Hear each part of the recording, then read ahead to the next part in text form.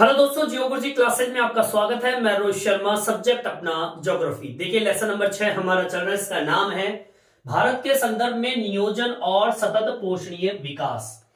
देखिए पिछले वीडियो के अंदर हमने हमारे इसमें दो टॉपिक दिए हुए, मैंने आपको बताया था। एक टॉपिक था नियोजन और दूसरा है सतत पोषणीय विकास। पिछले वीडियो के अंदर हमने नियोजन के बारे में पढ़ा था। नियोजन का टॉपिक हमारा कंप्लीट है। आप चाहो तो पिछले वीडियो में जाकर आप पढ़ सकते हो। बढ़िया तरीके से मैंने उसको समझा रखा है कि नियोजन किसे कहते हैं, नियोजन कितने प्रकार के होते हैं और लक्ष्य क्षेत्र नियोजन के अंतर्गत कौन कौन से क्षेत्र निर्धारित किए गए और वहां पर कार्यक्रम चलाए गए उनके विकास के लिए। ठीक है, आज का जो बिंदु है मुख्य वो है सतत पोषणीय विकास। बिल्कुल सिंपल सा टॉपिक है, इसमें कोई इतना दिमाग लगाने की जरूरत नहीं है। इसमें दो बिंदु दिए हुए हैं, सतत पोषणीय और विकास। दो शब्द जो है वो इसमें जुड़े हुए हैं। देखिए सतत पोषणीय का मतलब क्या होता है, मैं एक बार छोटे से रूप में आपको बता देता हूं शॉर्ट में, फिर मैं इसको एक्सप्लेन कर दूंगा। देखिए सतत पोषणीयता और एक शब्द है विकास। दो शब्द इसमें है, लेकिन आपको मैं बता दूं कि सबसे पहले जो शुरुआत हुई थी वो हुई थी विकास की।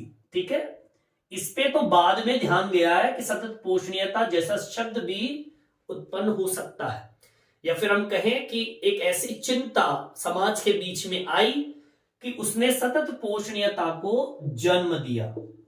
लेकिन ये जन्म कब हुआ? जब विकास आया।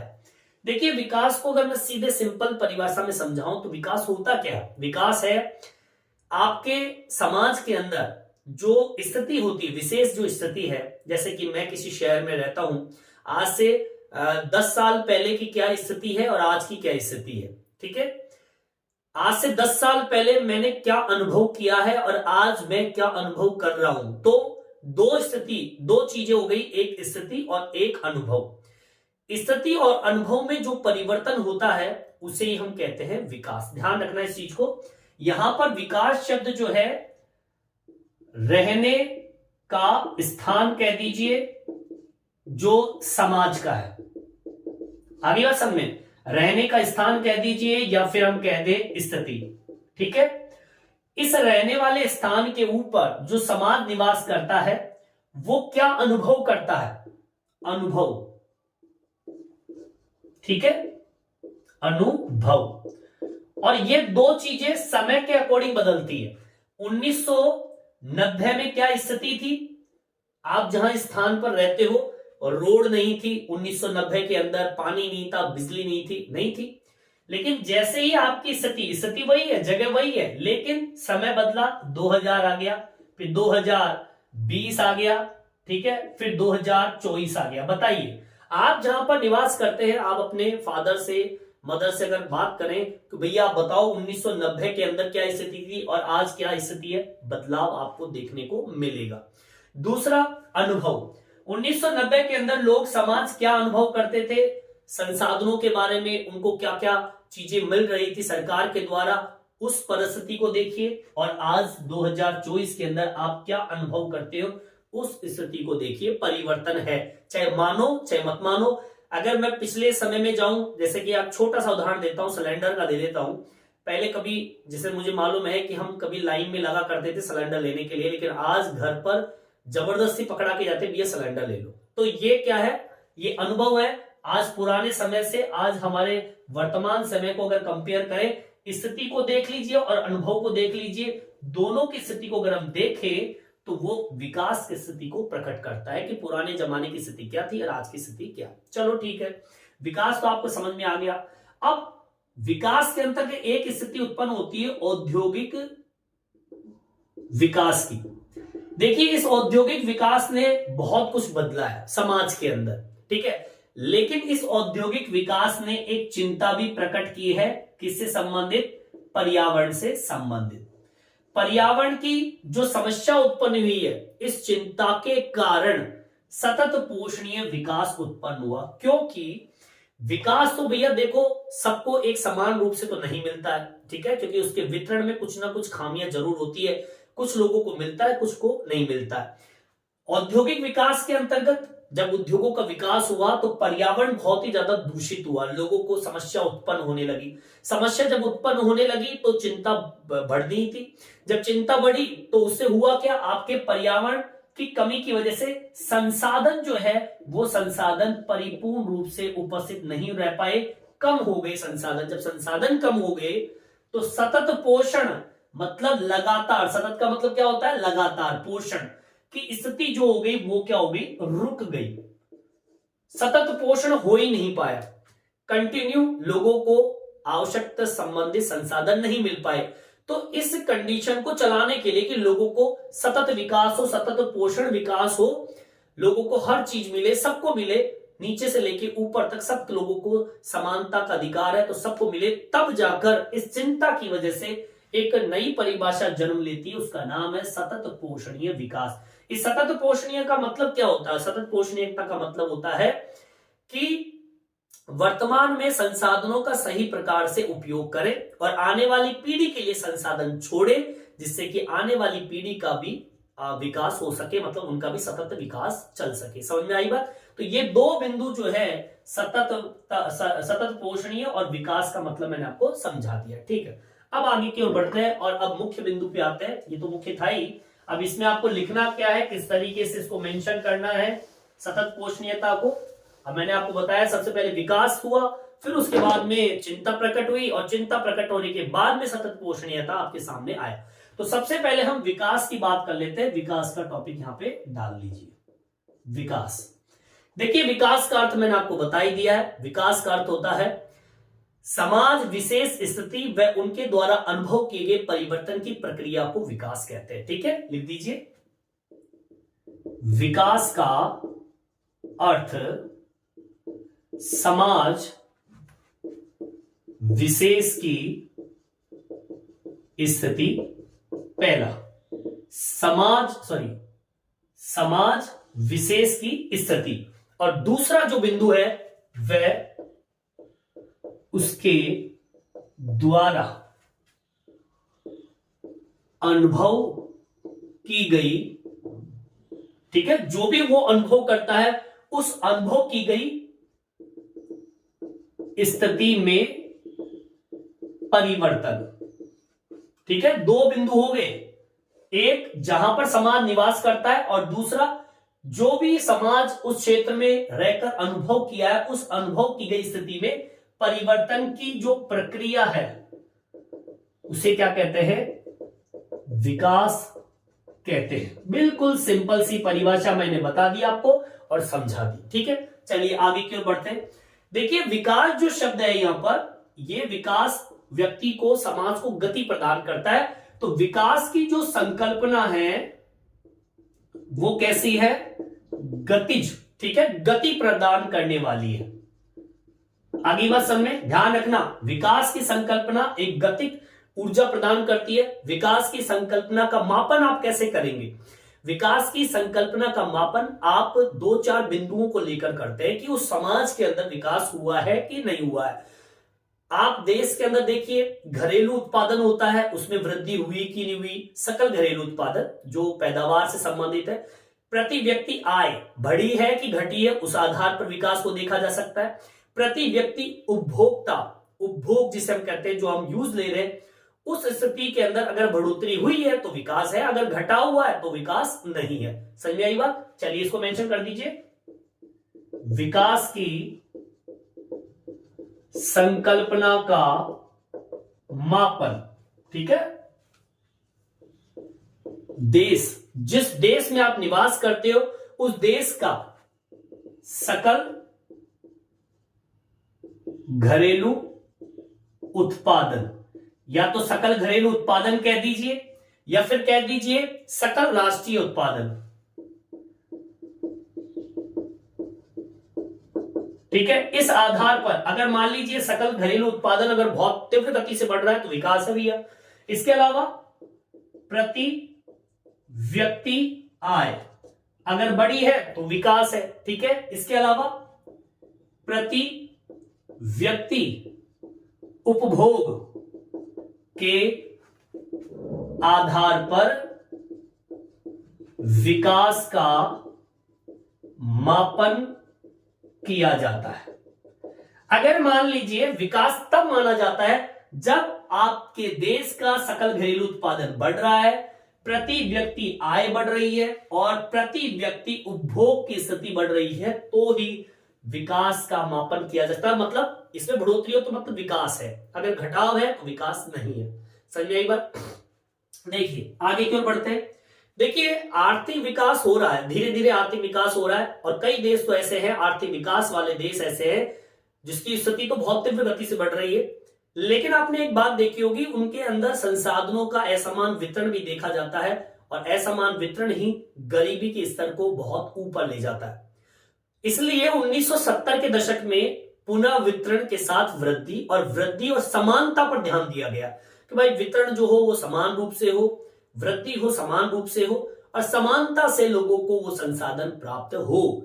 ये आर्थिक वृद्धि वाले देशों की सबसे बड़ी समस्या है, जैसे कि चीन है, अमेरिका है, भारत भी आर्थिक वृद्धि के अंतर्गत ही आता है। तो वहां पर इन बिंदुओं पर ध्यान दिया गया विकास के अंतर्गत। ठीक है, इसको मेंशन कीजिए।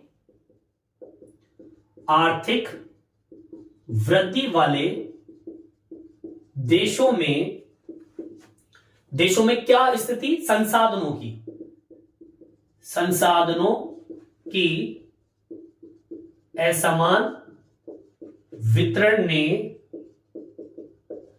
गरीबी के स्तर को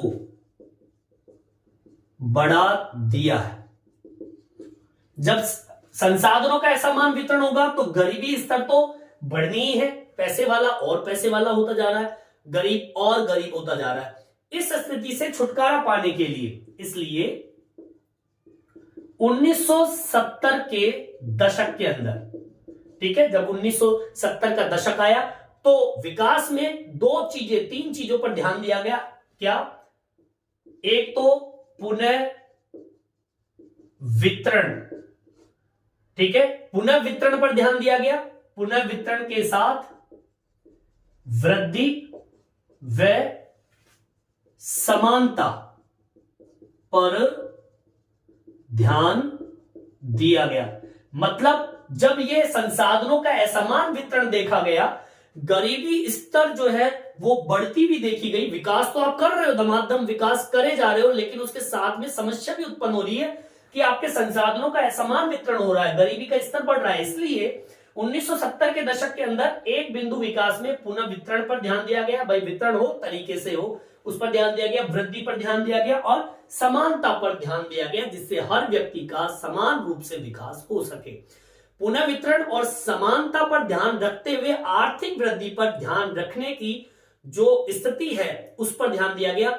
इसके अलावा मैं आपको बता दूं, यहीं तक सीमित नहीं, भाई आर्थिक वृद्धि ही ना हो, इसके अलावा पुनः वितरण भी हो, समानता पर ध्यान रखे, आर्थिक वृद्धि होगी, लेकिन इसके अलावा लोगों के कल्याण पर भी ध्यान दे, रहने का जो स्तर है उस पर भी ध्यान दे, जन स्वास्थ्य सुविधाएं उन पर भी ध्यान दे, शिक्षा पर भी ध्यान दे, समानता पर अवसर पर भी ध्यान दे, राजनीतिक नागरिक अधिकारों से संबंधित मुद्दों पर भी ध्यान देना आवश्यक है। इन बिंदुओं पर भी ध्यान विकास के अंतर्गत रखा गया। चलिए यहां तक आपके समझ में आ गया होगा, जो मैंने अभी बोला है उसको भी मैं मेंशन करवा देता हूं, यहां तक आ गया होगा समझ में, यहां तक आप उतार लीजिए।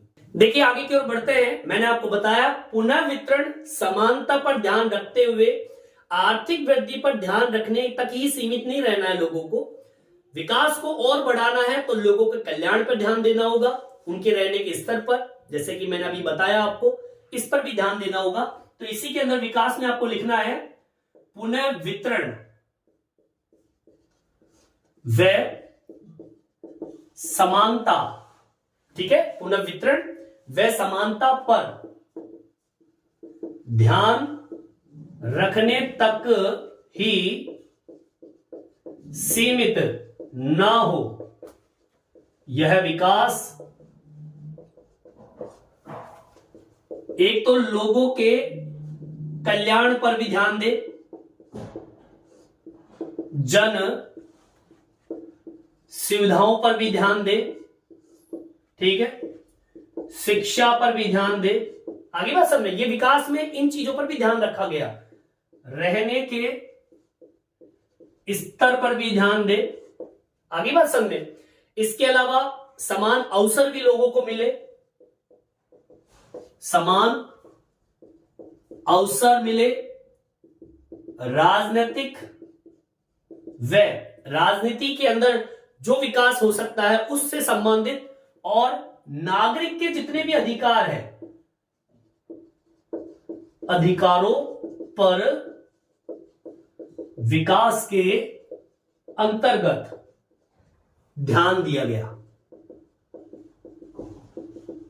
समझ में आई बात? मतलब यह कि विकास एक ऐसा विकास हो कि पुनः वितरण के साथ समानता पर ध्यान तो दे ही दे, लेकिन साथ में लोगों के कल्याण पर, जन सुविधाओं पर, शिक्षा पर, रहने के स्तर पर, समान अवसर पर, राजनीतिक नागरिक अधिकारों पर भी विकास के अंतर्गत ध्यान दिया गया। विकास का मतलब यही नहीं कि आर्थिक रूप से विकास हो, लोगों के पास जेब में आय हो, पैसा हो, यही नहीं। ये सारी सुविधाएं जब तक लोगों को नहीं मिलेगी तब तक विकास नहीं माना जाता। और विकास 1980 के दशक में एक बहुआयामी संकल्पना के रूप में उभरा, जिसमें सामाजिक और भौतिक कल्याण शामिल है। अब देख लीजिए, ये सारी चीजें एक आयामी तो हो नहीं सकती, विकास तो बहुआयामी हो गया, मतलब उसके बहुत सारे एक सेक्टर हो गए। ये स्थिति उभरी कब? 1980 के अंदर। लिख देंगे इसको, 1980 के दशक में विकास बहुआयामी के रूप में उभरा, जिसमें दो चीजें उत्पन्न हुई, सामाजिक और भौतिक, जिसमें सामाजिक व भौतिक कल्याण को क्या किया? शामिल किया। आगे बात समझ में? मतलब विकास एक आयामी नहीं है, बहुआयामी है। इस बिंदुओं को देखते हुए, इसमें तो बहुत सारे टॉपिक हो गए, तो एक सेक्टर थोड़ी है विकास, तो बहुत सारे सेक्टर हो गए, इसके बहुत ही मुख्य हो गए, ठीक है। तो इसलिए इसको बहुआयामी बोल दिया गया। आगे बात समझ में? ठीक है, अब आगे की ओर बढ़ते हैं। विकास बहुत कर लिया, बहुत बढ़िया तरीके से विकास मैंने कर दिया, और विकास के अंदर आपने सारे बिंदु देख लिए, लेकिन विकास के पीछे एक बहुत ही डरावनी स्थिति भी पैदा हो गई।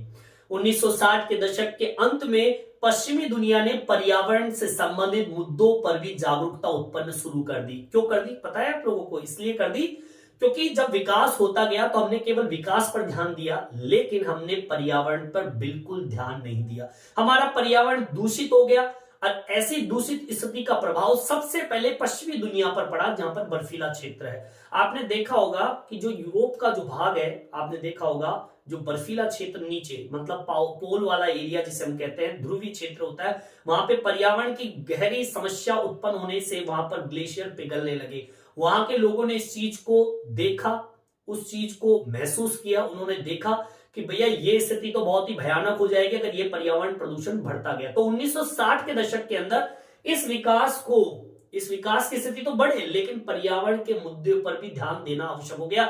इस वजह से उसके बाद 1960 के दशक के अंत में जब पश्चिमी दुनिया ने पर्यावरणीय संबंधित मुद्दों पर जागरूकता उत्पन्न की, तब जाके सतत पोषणीय धारणा का क्या हुआ? विकास हुआ। जब जाके पता चला कि भैया सतत अगर विकास चाहिए हमें, तो अभी जब हम समाप्त हो जाएंगे तो आने वाली पीढ़ी को हम क्या देंगे? ठीक है, तो सतत पोषणीय धारणा का विकास हुआ, जिससे औद्योगिक विकास का पर्यावरण पर पड़ने वाले जो प्रभाव थे उस पर चिंता व्यक्त करना प्रारंभ कर दिया पश्चिमी दुनिया ने। लोगों के बीच में ये चीजें गई, लोगों ने चिंता व्यक्त की। आज हम देखते हैं, हम इन चीजों पर बड़ा विशेष ध्यान देते हैं, ध्यान देने वाले देते हैं, लेकिन जो नहीं ध्यान देते वो नहीं देते। लेकिन इसकी शुरुआत हुई 1960 के दशक के अंदर। आगे बात समझ? 1960 के दशक में पश्चिमी दुनिया ने पर्यावरणीय मुद्दों पर गहरी चिंता व्यक्त की।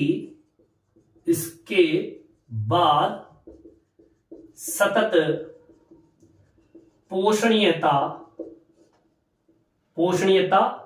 की धारणा का जन्म हुआ। ठीक है, उसके बाद में सतत पोषणीयता की जो धारणा उसका जन्म हुआ, और इस चिंता के अंदर यह देखा गया कि पर्यावरणीय विकास से पर्यावरण पे पड़ने, औद्योगिक विकास से पर्यावरण पे पड़ने वाले जो प्रभाव थे उस पर चिंता व्यक्त की गई। ठीक है, जिसमें औद्योगिक विकास से पर्यावरण पर पड़ने वाले गहरे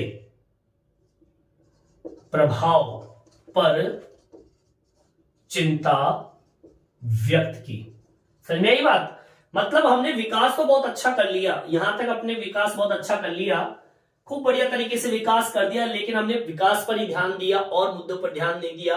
फिर भैया 1960 के दशक के अंदर पश्चिमी दुनिया ने पर्यावरण मुद्दों पर गहरी चिंता व्यक्त की। भैया विकास तो हमने बहुत कर लिया, लेकिन इस विकास के साथ में हमारा आने वाला जो समय है, पीढ़ी है, वो गहराई जाएगी। पानी नहीं है, बिजली नहीं है, खनिज संसाधन समाप्त होते जा रहे हैं, तो उसको बरकरार रखने के लिए, सतत विकास के लिए, पोषण के लिए हमें सतत पोषणीयता की धारणा को जन्म देना होगा। तब जब जाके 1960 के अंदर ये धारणा उत्पन्न हुई, और इस धारणा के अंतर्गत ये बताया गया कि औद्योगिक विकास से पर्यावरण पर पड़ने वाले जो गहरे प्रभाव है उस पर चिंता व्यक्त करना प्रारंभ कर दिया।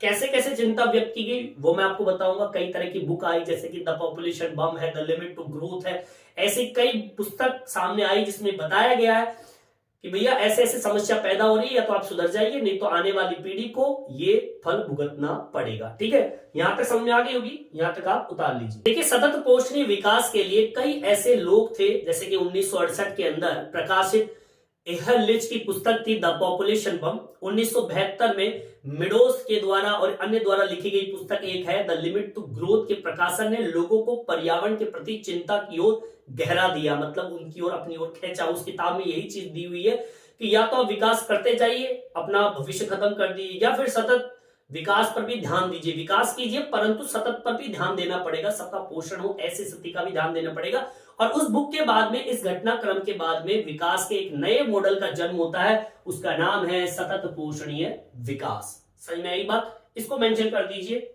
इसमें लिखेंगे 1968 में प्रकाशित एक व्यक्ति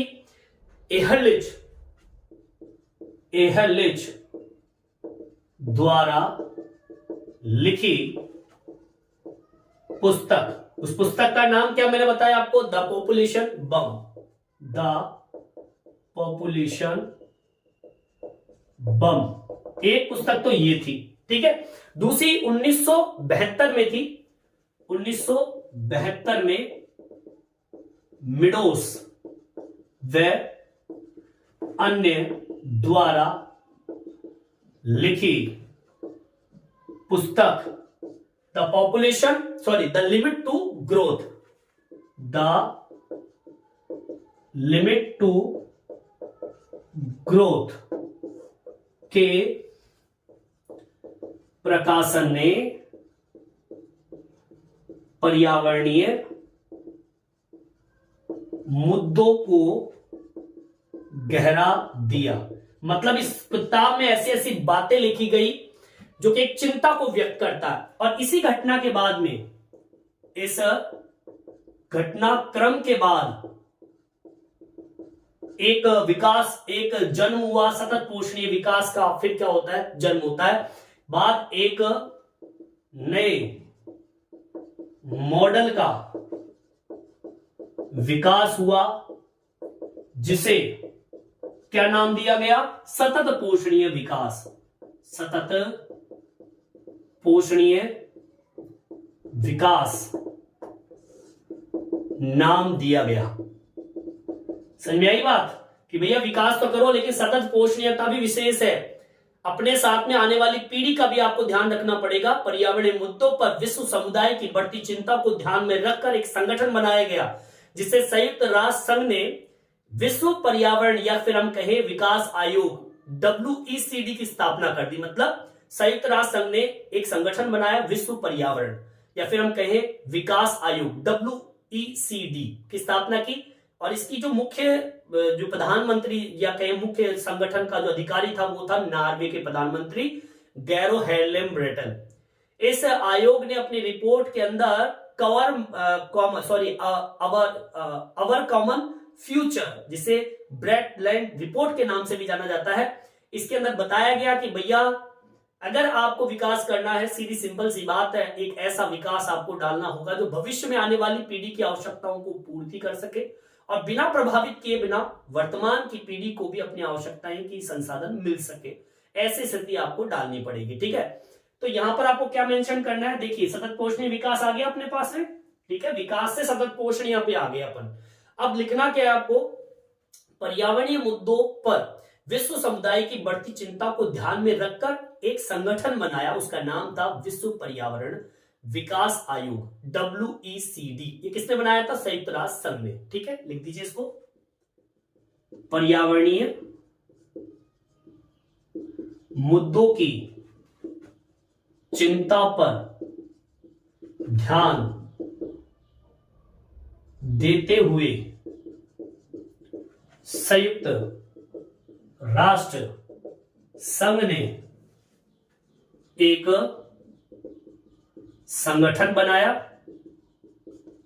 इसका नाम क्या था, विश्व पर्यावरण या कह दीजिए विकास, विश्व पर्यावरण संगठन कह दीजिए या फिर विकास आयोग संगठन कह दीजिए, जिसको हम शॉर्ट लैंग्वेज में कहें WECD की स्थापना की। आगे बात समझ, स्थापना कर दी। इसका जो लीडर था, जिसकी प्रमुख कौन थी, नॉर्वे के प्रधानमंत्री, और नॉर्वे के प्रधानमंत्री का क्या नाम था, गैरो हेरलेम ब्रेटलैंड थी। समझ में आई बात, ये इसके प्रमुख थे इस संगठन के, जो कि आपके पर्यावरण को बचाने के लिए इस संगठन को तैयार किया गया। समझ में आई बात। इस आयोग ने जो आयोग था WECD, इस आयोग ने अपनी एक रिपोर्ट कवर कॉमन फ्यूचर, जिसमें ब्रेटलैंड रिपोर्ट भी कह सकते हो आप, 1987 में रिपोर्ट प्रस्तुत की गई और उस रिपोर्ट के अनुसार सतत पोषणीय विकास की एक सीधी सी परिभाषा दी, जो मैंने अभी परिभाषा आपको बता दी है, उसको मेंशन करवा दूंगा परिभाषा को। यहां तक समझ आ गया होगा, यहां तक आप उतार लीजिए। देखिए आगे की ओर बढ़ते हैं और लिखते हैं क्या, देखिए इस आयोग ने, ठीक है, जो भी आयोग अभी अपना बनाया है WECD, इस आयोग ने अपनी रिपोर्ट, अब वो रिपोर्ट कौन सी थी, अवर कॉमन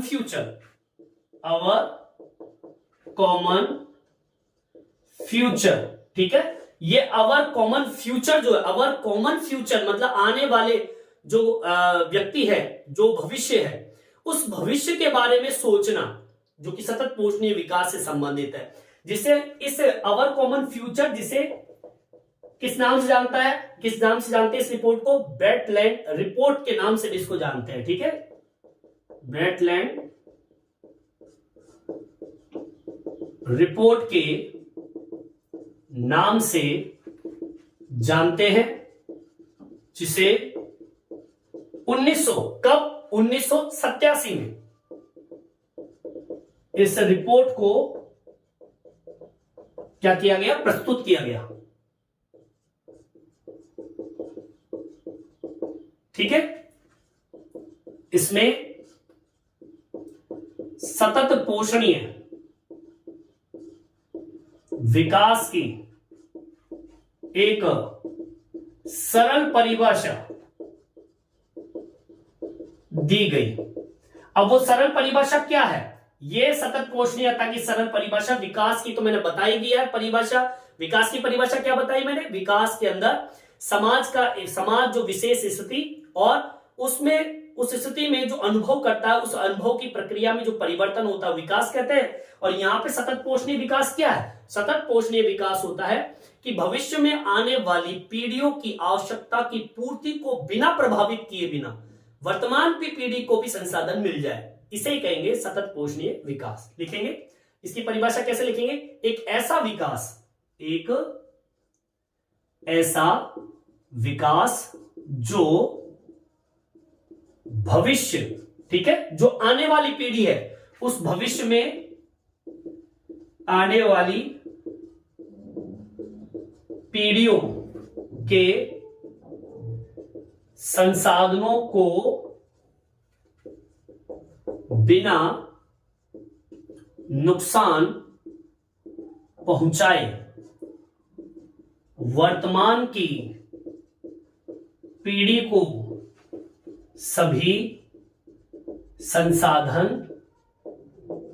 मिल जाए। ठीक है, सतत पोषणीयता विकास कहते हैं।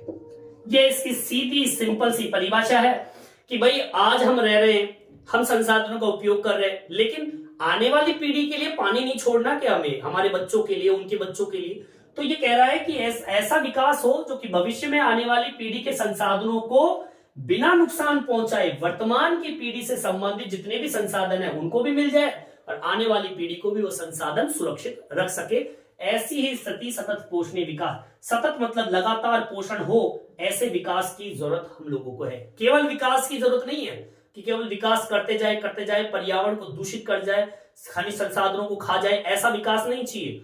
विकास चाहिए जो आने वाली पीढ़ी को हम विकास के तौर पर कुछ ना कुछ संसाधन दे सके और आने वाली पीढ़ी के साथ जो भविष्य, वर्तमान की जो पीढ़ी है, भविष्य के साथ में वर्तमान को आपको जोड़ना होगा। वर्तमान की पीढ़ी का ये एक कहे कि हमारा एक दायित्व भी है कि आने वाली पीढ़ी को हम वो संसाधन दे सके, तो इस तरीके से ठीक प्रकार से संसाधन का उपयोग करें। ठीक है, तो इसी के साथ में आज हमारा टॉपिक कंप्लीट होता है, सतत पोषणीय विकास। इस वीडियो में इतना ही। ये वीडियो आपको कैसा लगा कमेंट्स करके जरूर बताएं। मेरे चैनल को सब्सक्राइब जरूर से जरूर करें, जिससे नए नए वीडियो आप तक पहुंचा सकूं। धन्यवाद।